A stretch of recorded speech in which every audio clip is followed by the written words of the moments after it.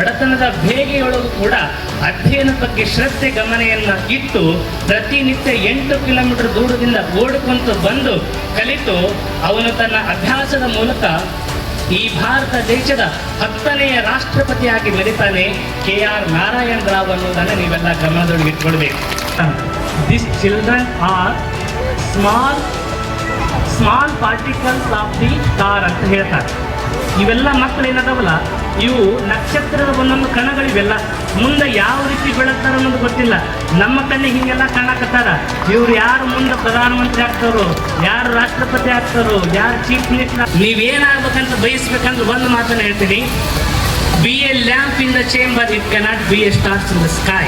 ನಿಮ್ಮ ಮಕ್ಕಳು ಆಕಾಶದಲ್ಲಿ ಹೊಳೆಯುವ ನಕ್ಷತ್ರ ಆಗದೇ ಇದ್ರೂ ಪರವಾಗಿಲ್ಲ, ನಿಮ್ಮ ಮನೆಯನ್ನ ಬೆಳಗುವ ಸುಂದರ ಜ್ಯೋತಿ ಆಗಿಬಿಟ್ರೆ ಸಾಕು, ನೀವು ಕೊಟ್ಟಿರ್ತಕ್ಕಂಥ ಶಿಕ್ಷಣ ಸಾರ್ಥಕ ಆಗ್ತದೆ.